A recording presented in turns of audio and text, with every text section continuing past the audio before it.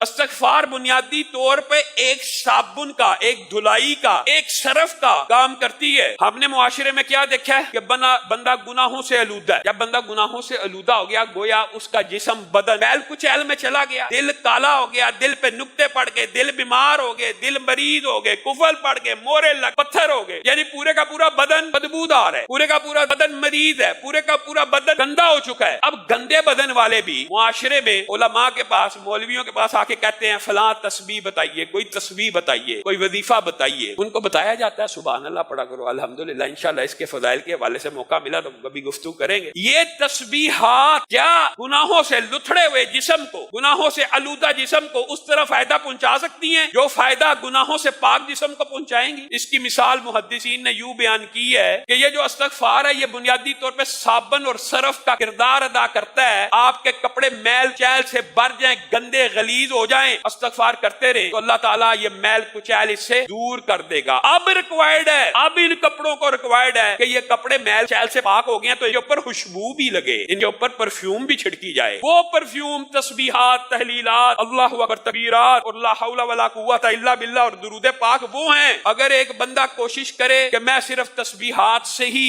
اپنا کام چلا لوں تو اس طرح کام نہیں چل سکتا۔ عارضی طور پہ گندے کپڑے کے اوپر آپ جتنی مرضی پرفیوم چھڑک دیں تو وہ کتنی دیر بعد غائب ہو جائے گی، چند لمحوں کے بعد اس کا وہ اثر نہیں رہے گا۔ تو ابتدا اس سے کرنی چاہیے کہ میں نے کثرت کے ساتھ استغفر اللہ الذی لا الہ الا هو الحی القیوم واتوب الیہ پڑھنا۔ اگر رسول اچھا یہ پڑھنے میں نا ٹائم بھی کوئی نہیں لگا، آپ میں سے جس بندے کو یہ تجربہ اور عادت ہو جائے نا، لیکن نیت ہونی چاہیے، نیت وہی بات، امید بھی اللہ سے اور سوال بھی اللہ سے۔ استغفر اللہ استغفر اللہ استغفر اللہ آپ پڑھنا شروع کریں، آپ 1 منٹ کے اندر ایک تسبیح پڑھ سکتے ہیں، پوری کی پوری 100 مرتبہ پڑھ سکتے ہیں 1 منٹ۔ جب کسی کو کہا جاتا ہے 10 مرتبہ پڑھ لیا کرو، یعنی 10 تسبیحات نکال لیا کرو، ان کو لگتا ہے یہ بڑا لمبا، لیکن اگر آپ یہ کر کے دیکھیں گے، آزمائیں گے تو پھر آپ کی زندگی کے اندر حالات بھی بدلنا شروع ہو جائیں گے۔ اور عبداللہ ابن عباس کی حدیث اور قرآن کی اس آیت کے مطابق اللہ تعالیٰ پہلی بات آپ کو گناہوں سے پاک کرے گا، پھر آپ کو مال دے گا، پھر آپ کو اولاد دے گا، پھر آپ کو رہائش گاہیں دے گا، ان میں بڑے بڑے باغات ہوں گے، پھر ان باغات کو بھی اللہ خود ڈیکوریٹ کر کے دے گا، یعنی آپ کے پاس ایسے وسائل اسباب پیدا ہو جائیں گے کہ آپ ڈیکوریٹ کر سکیں، یا آپ کی کھیتیاں ہوں گی،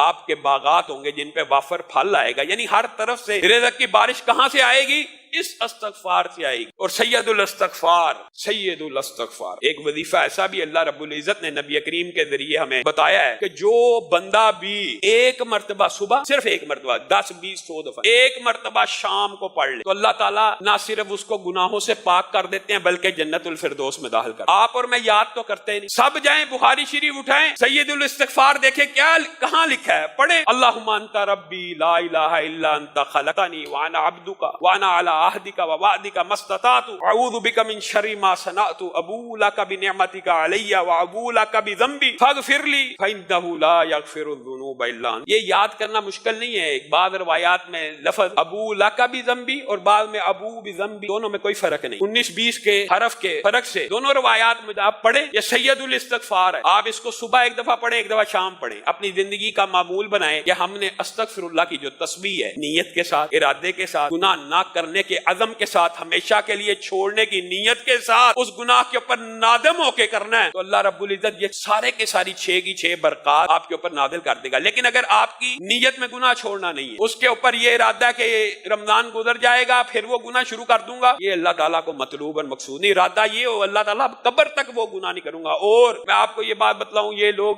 سمجھتے ہیں کہ یہ جو توبہ استغفار ہے یہ صرف گناہ گاروں کو کرنی چاہیے۔ آپ کے سامنے رسول اللہ صلی اللہ علیہ وسلم کر رہے ہیں، اور یہ صرف رسول اللہ صلی اللہ علیہ وسلم ہی کی سنت نہیں ہے، یہ بھی آپ کو بتلا۔ یہ سابقہ جتنے انبیاء آئے ہیں ان کی بھی سنت ہے، اور ان کا ذکر بھی قرآن پاک میں موجود ہے۔ حضرت آدم نے توبہ کی ہے، قرآن پاک میں الفاظ موجود ہے نا، ربنا ظلمنا انفسنا، خود کا۔ حضرت نوح نے بیٹے کے لیے دعا کی نا، بعد میں کہا نا اللہ تعالیٰ مجھے معاف کر دے، میں نے اس چیز کا سوال کیا جو میرے پاس علم نہیں تھا۔ حضرت موسیٰ سے جب بندہ مر گیا تھا دعا کی تھی نا، توبہ کی۔ یونس جب مچھلی کے پیٹ میں گئے دعا کی، توبہ کی، لا الہ इल्ला अंता सुब्हानका इन्नी कुन्तु मिनज़ ज़ालिमीन। तो गोया इंसान को ये नहीं सोचना चाहिए कि मेरे गुनाह कम है, मेरे गुनाह ज्यादा है। हर बंदे को तौबा की जरूरत है। अल्लाह रब्बुल इज्जत की बारगाह में आगे हम भी तौबा करते हैं, अल्लाह हम सबके गुनाहों को माफ फरमा, अल्लाह ज़ाहिरी गुनाहों को माफ फरमा, अल्लाह बातिनी गुनाहों को माफ फरमा, अल्लाह हर छोटी खता को माफ फरमा, अल्लाह हर बड़ी खता को माफ फरमा, अल्लाह आंखों की खयानतों को माफ फरमा,